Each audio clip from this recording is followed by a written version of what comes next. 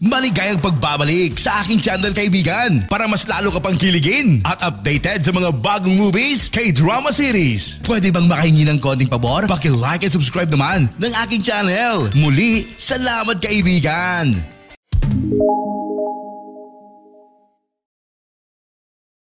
Nagsisimula ang pelikula kay Shizuko. Tinitingnan niya ang isang lumang larawan niya sa isang silid-aralan. Ang tanging inaalala niya ay ang pag-aaral, ay hindi niya gusto ang mga kaibigan o pag-ibig. Ngunit sa paglipas ng panahon ay may nagbago sa loob niya. Nagsimulang makipag-ugnayan siya sa mga tao at isa sa kanila ay si Haro, isang lalaking kilala sa pagiging wild. Ngayon balikan natin ang nakaraan sa unang araw ni Haro sa high school. Noong araw na iyon ay nagkaroon siya ng malaking away at binugbog ang isang grupo ng mga lalaki doon mismo sa paaralan. Ngunit pagkatapos noon ay hindi na masyadong sumipot si Haro sa paaralan. At nakaligtaan ang mga mahahalagang aralin. Kaya nagpa siya ang guro na magpadala ng isang mag-aaral upang bigyan si Haro ng ilang mga libro at mga aralin. Pinili ng guro si Shizuko dahil malapit siya kay Haro sa klase nila. Habang pauwi si Shizuko ay may nangyaring hindi inaasahan, nagmadali siyang maabutan ni Haro. Akala niya si Shizuko ang pinadala ng school para kumbansihin siya na bumalik sa paaralan. Ipinaliwanag ni Shizuko na nagdala lang siya ng mga libro, ngunit nagkaroon ng hindi pagkakaunawaan. Naisip ni Haro na gusto niyang maging kaibigan niya, kahit na hindi masyadong sigurado si Shizuko tungkol dito. Nang natapos ang araw naghahanda si Shizuko pauwi, ngunit sinurpresa siya ni Haro sa pagtatanong kung gusto niyang pumunta sa malapit na cafe.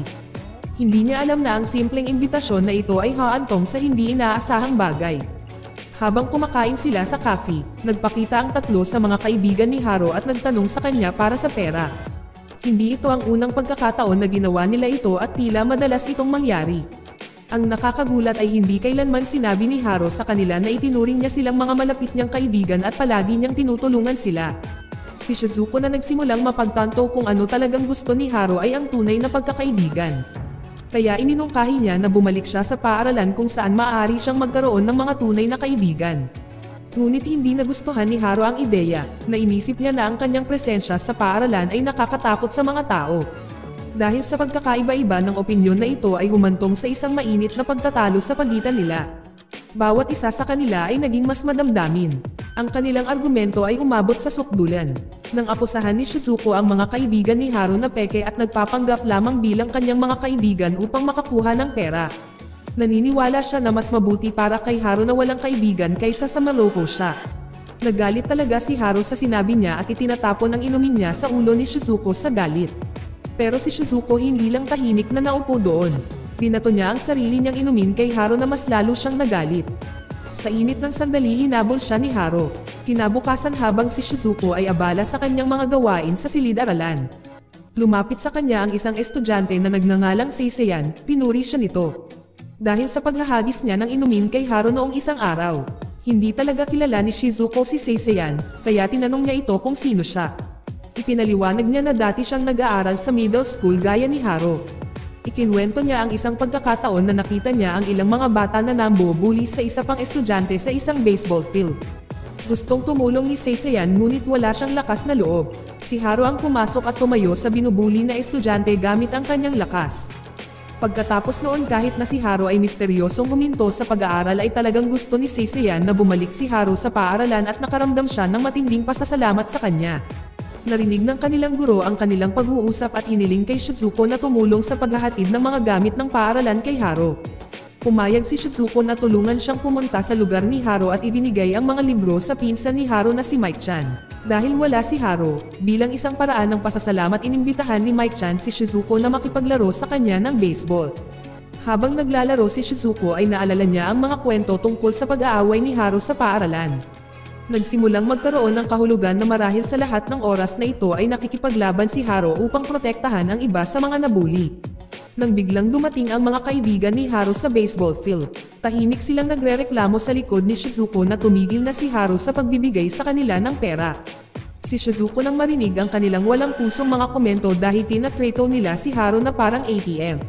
Ngunit walang pag-aalinlangan na pumunta siya sa kanila at hiniling na ipakita nila kay Haro ang paggalang na nararapat bilang isang kaibigan. Bilang tugon na nasaktan sa payo ni Shizuko, isa sa mga kaibigan ni Haro ay hinawakan si Shizuko sa ulo, ngunit lumala ang mga bagay nang nagpakita si Haro at pinigilan ito.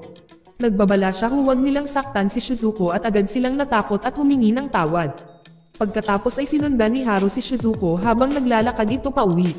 Ngunit sa tahimik na kalye ay bigla siyang umiyak. Si Shizuko naisip na dahil naramdaman ni Haru na nagtaksil siya sa kanyang mga kaibigan. Ngunit itinanggi ito ni Haru. Sinabi niya na ang kanyang mga luha ay luha ng kaligayahan. Upang aliwin siya marahan siyang tinapik ni Shizuko ang kanyang ulo at ganitin siya. Sinabi niya sa kanya na isang hinaharap na puno ng tunay na pagkakaibigan ang naghihintay para sa kanya. Naantig si Haru sa kanyang kabaitan at nangakong babalik sa paaralan. Inamin ni Haru na baka may feelings siya kay Shizuko. Sa sumunod na araw bumalik na si Haru sa paaralan at kinakabahang hinintay si Shizuko sa may gate. Sa kabila ng matagal niyang pagliban, parang nahihiya siya at nanatiling nasa tabi ni Shizuko. Nakaramdam siya ng hindi komportable nang magiliw siyang batiin ng guro at nawalan siya ng pasensya nang titigan siya ng ibang mga estudyante. Nakaramdam ng pagkabalisa sa paaralan dahil hindi mapakali ang ugali ni Haru. Ngunit nanatiling kalmado si Shizuko at nagawa niyang pigilan ang mga mali na kilos ni Haru. Mula noon hindi na humiwalay si Haru kay Shizuko, sumusunod sa kanya kung saan-saan kahit na hanggang sa banyo ng babae. Pagkatapos ng klase ay inimbitahan niya si Shizuko na maghapunan sa isang restaurant. Ngunit tinanggihan niya ito, ang kanyang dedikasyon sa kanyang pag-aaral ang kanyang pangunahing prioridad dahil gusto niyang maging maayos sa darating na midterm exams. Desidido siya na hindi niya hahayaang mahulog ang grades niya. Naputol ang pag-uusap nila nang humingi ng tulong kay Shizuko si Natsumi dahil nahihirapan siya. Si Shizuko ay tinanggihan niya ito sa pag-aakalang hindi niya ito responsibilidad. Ngunit hindi sumuko si Natsumi at itinuro na si Shizuko ay may maraming online na kaibigan. Lumipas ang araw at dumating ang araw ng resulta ng midterm exam. Masaya si Natsumi dahil nakakuha siya ng mas mataas na marka kaysa dati. Ngunit laking gulat ni Shizuko nang makita niya ang resulta sa bulletin board. Sa kanyang sorpresa siya ay nasa pangalawang pwesto. Ang pinakamataas na pwesto ay nakuha ni Haru. Sa parehong araw na pinangunahan ng kapalaran si Haru upang mahanap ang isang nawawalang manok na gumagala. Dinala niya ang manok sa silid-aralan na nagbabalak na alagaan ito. Inanyayahan niya si Shizuko na sumama sa kanyang venture. Pagkatapos ng klase, si Natsumi na may alam tungkol sa pag-alaga ng manok inalok na tulungan sila. Sina Haru at Shizuko kasama si Natsumi na mimili para kunin ang mga kailangan nila. Ngunit habang nasa supermarket sila ay hindi sinasadyang nabangga ni Shizuko ang cart ng isang estudyante na nagngangalang Yamaikan. Nag-aalala si Haru na baka may mangyari kay Shizuko kaya't siya ay pumasok upang protektahan siya. Ngunit sinubukan ni Yamakin na pakalmayan ang mga bagay-bagay at sinabi na ang mga dating kaibigan ni Haru ay nais na magbayad. Maya-maya si Shizuko, Haru at Yamakin ay bumalik sa lugar kung saan sila nagtatayo ng tirahan ng manok. Doon na ibinunyag ni Yamakin ang koneksyon niya kay Haru mula elementarya. Mula kay Yamakin nalaman ni Shizuko ang tungkol sa kuya ni Haru na nagprotekta sa kanya noong siya ay binubuli noong bata pa siya. Sa madaling salita lahat sila ay nagtutulungan at matagumpay natapos ang bahay ng manok. Napasaya nito ang lahat lalo na ang bago nilang kaibigang manok. Nang sumapit ang gabi ay naglakad si Haru kasama si Shizuko papunta sa kanyang bahay. Habang nasa daan ay nakatanggap siya ng mensahe mula kay Mike-chan na nagsasabi na ang kanyang kapatid ay nasa kanyang bahay. Gusto ni Haru na iwasang makita ang kanyang kapatid, kaya tinanong niya si Shizuko kung pwede ba siya tumira sa bahay ni Shizuko. Pumayag si Shizuko at naghapunan sila kasama ang ama at kapatid ni Shizuko. Si Haru ay curious sa ina ni Shizuko. Nalaman niya na nagsusumikap ang kanyang ina para masuportahan sila. Pagkatapos ng hapunan bumalik si Shizuko sa kanyang pag-aaral at hindi maiwasan ni Haru na magtaka kung bakit siya dedikado sa pag-aaral. Ibinahagi ni Shizuko ang isang alaala noong bata pa siya, naalala niya kung paano ipinangako ng kanyang ina na kukunin siya sa isang fireworks festival at manghuli ng isda ng magkasama. Ngunit sinira ng kanyang ina ang pangakong iyon dahil sa kanyang mahirap na trabaho. Iniwan nito si Shizuko na may matinding takot na mabigo sa pag-aaral. Kinabukasan, umuwi si Haru at nagsimulang mag-alala. Naalala niya kung paano naging magiliw sa kanya ang kanyang ina na tinatapik ang kanyang ulo at binigyan siya ng mainit na yakap tulad ng ginawa ni Shizuko kamakailan. Sa mga alaalang ito nakita niya ang kanyang ina na naglalagay ng panulat sa bulsa ng kanyang jacket. Isang gabi si Shizuko nakita ang kuya ni Haru, si Yozan. Pumunta siya para pasalamatan siya sa pag-aalaga kay Haru. Sa kanilang pag-uusap ipinaliwanag ni Yozan ang masalimuot na sitwasyon sa buhay ni Haru. Si Haru ay nakikisama kay Mike-chan dahil sa mga problemang naging dahilan para palayasin siya ng kanyang ama sa kanilang bahay. Ngunit ngayong nakabalik na si Haru sa paaralan ay gusto na siya ng kanyang ama na umuwi. Nang matapos magsalita si Youzan, biglang dumating si Haro at tila handa nang protektahan si Shizuko. Sinubukan ni Youzan na kausapin si Haro at niyaya siyang umuwi, ngunit si Haro mariing tumanggi at inilayo si Shizuko. Nang mag-isa sila, sinikap ni Shizuko na kumbansihin si Haro na magkaroon ng makabuluhang pag-uusap sa kanyang kapatid.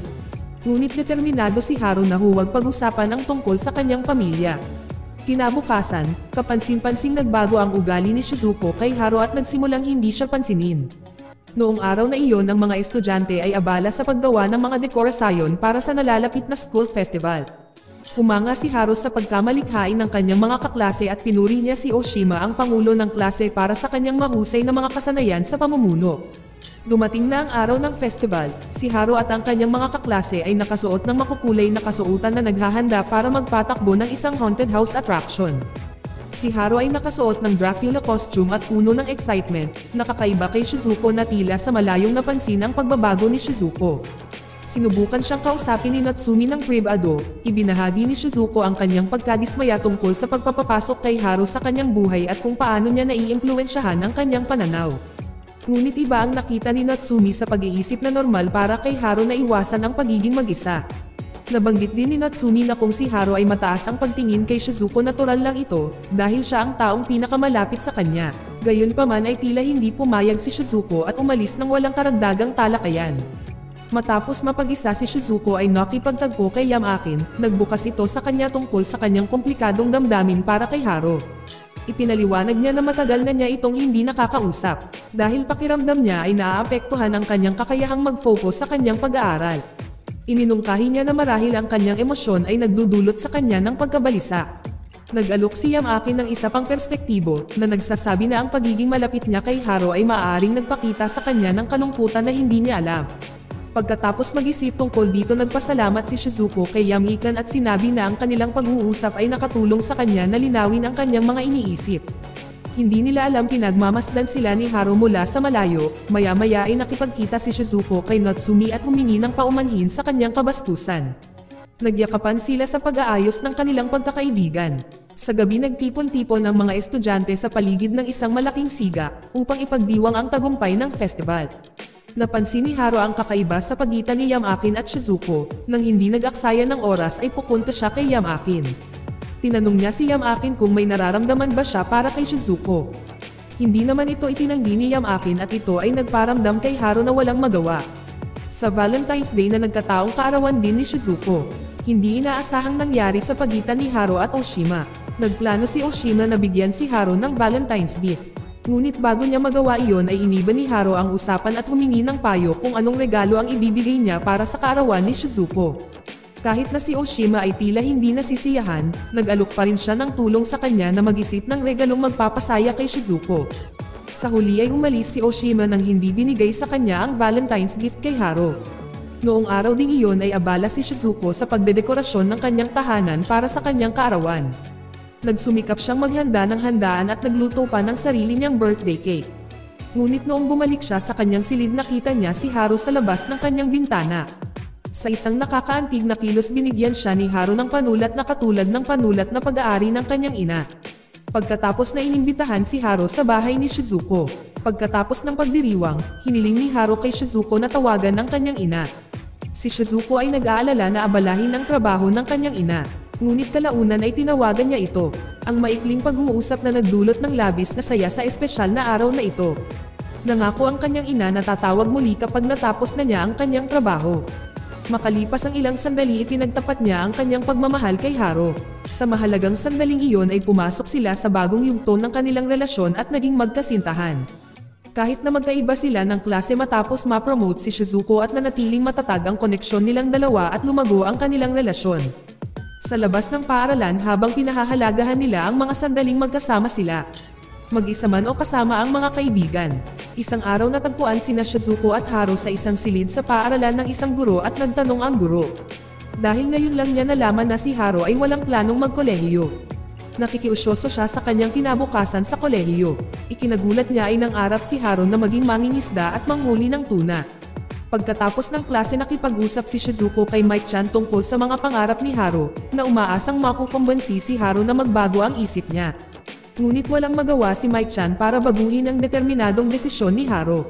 Naging mas komplikado ang relasyon ni Haru sa kanyang ama dahil hindi alam ng kanyang pamilya ang tungkol sa kanyang pangarap na maging mangingisda. Sa lalong madaling panahon habang naghahanda si Shizuko na umalis sa bahay ni Mike-chan. Gamatin si Yuzan at mainit na inanyayahan si Shizuko sa pagdiriwang ng kanyang kaarawan at nakiusap siya kay Haru na pumunta. Binibigyang diin niya kung gaano kahalaga ito ay para sa kanya na naruroon siya sa espesyal na araw na iyon. Pumasok si Shizuko at nakumbinsi si Haru na tanggapin ang imbitasyon. Sa pagdiriwang dumalo ang maraming bisita. Nagkaroon ng isang nakakaantig na sandali, nang binigyan ng regalo ni Yuzan si Shizuko. Ibinahagi ni Yuzan na noong bata pa siya ay palaging pinupuri ng kanyang ama ang katalinuhan ni Haru, na nagpaparamdam kay Yuzan na hindi nakikita ng kanyang ama. Naisip pa niya kung maaari siyang maging masaya nang wala si Haru. Ngunit binigyang diin ni Yuzan na ang mga damdaming ito ay nakaraan na at taos puso niyang nais na bumalik si Haru. Sa isang nakakagulat, ang ama ni Yuzan ay nagpahayag sa publiko na nais niyang ibigay ang kanyang kumpanya kay Haru. Biglang nagalit si Haru, nagkaroon ng matinding pagsabog at mabilis na umalis sa party kasama si Shizuko. Nang nasa labas na sila hinawakan ni Haru ang kamay ni Shizuko at sinubukang maghanap ng makakain. Ngunit tumanggi si Shizuko at binitawan ang kamay nito. Nagbukas siya tungkol sa kung paano niya iniisip na mayroon silang pagkakakatulad. Napagtanto niya na si Haru, nasa kanya na ang lahat na bagay. Nalilito pa rin si Shizuko sa kanyang nararamdaman para kay Haru. Hindi talaga siya naintindihan ni Shizuko. Nadismaya si Haru at naniniwala na ang mga tao ay likas na may depekto sa mga salitang iyon. Tumakbo siya at iniwan si Shizuko na sinusubukang intindihin ang kanyang biglaang pag-alis. Kinabukasan nagpa siya si Shizuko na humingi ng tawad kay Haru sa paaralan. Ngunit hindi na niya ito mahanap kahit saan na tila iniiwasan niya. Lumipas ang mga araw at sa huli ay araw na ng graduation. Ang mga kaklase ni Shizuko ay nakangiting kumukuha ng litrato para alalahanin ang kanilang paglalakbay na magkasama. Ngunit sa gitna ng pagdiriwang ay hiniling ng guro kay Shizuko na maghatid ng isang kahon na may kasamang mga gamit ni Haru sa bahay ni Mike-chan. Dala ang carton ay maingat na bumaba si Shizuko sa hagdan. Ngunit isang aksidente ang naging sanhi ng paglabas ng laman ng box. Nang makita ang mga gamit ni Haru na nagbalik ng alaala at tumulo ang mga luha niya. Nang mapagtanto niya kung gaano siya nangungulila sa kanya. Habang papalabas si Shizuko sa paaralan, nakita niya si Yamakin sa gate at nagtapat ng pag-ibig si Yamakin sa kanya. Kumpara ni Shizuko ito sa pagod na nararamdaman niya kapag kasama niya si Haru. Gayunpaman pinapahalagahan niya ang mga sandali kasama si Haru at nakatagpo ng kaligayahan sa kanilang mga karanasan. Sa huli ay malumanay niyang tinanggihan ang pag-amin ni Yamakin na nakakagulat sa halip na magalit o madismaya ay binigyan siya ni Yamakin ng isang mainit na yakap at hiniling na masaya siya sa kanyang desisyon. Pagkatapos si Shizuko, nagsimula sa isang paglalakbay upang ihatid ang mga gamit ni Haru sa bahay ni Mike-chan. Ngunit bago magpaalam ay gumawa si Mike-chan ng isang taos-pusong alok. Sa isang pangwakas na laro ng baseball, si Shizuko ay magiliw na sumang-ayon na humawak sa bat na may hindi natitinag na determinasyon. Sa isang malakas na pag-indayog ay natama niya ang bola at lumabas. Sa sandaling iyon isang misteryosong boses ang nagpahayag na si Shizuko ay nakakuha ng gantimpala. Nang biglang lumitaw si Haru na may hawak na hindi pangkaraniwang regalo isang isda. Sa pagkakataong ito, ang labis na kaligayahan ay nagpaiwan sa kanya. Pagkatapos ay nagbahagi si Haru ng isang paglalakbay na kanyang nilakbay sakay ng bangka patungo sa Gulf ng Mexico. Sa pag-aakalang hindi na siya babalik, gayunpaman ang katotohanan ay nagtakda sa pag-alis ng ilusyon. Tinawag niya ang pangalan ni Shizuko nang mapagtanto na iyon. Ang kanyang mga salita noong una nilang yakap ay nagbigay sa kanya ng pag-asa sa buhay. Ang mismong mga salitang iyon ang gumabay sa kanya pabalik sa kasalukuyan. Si Shizuko na dati nang nangarap na makamit ang maraming bagay ay dumaan sa pagbabagong hinanggad niya. Gumawa si Shizuko ng hakbang at taos-pusong halik at niyakap si Haru. Dito nagtatapos ang palabas. Salamat sa panonood kaibigan.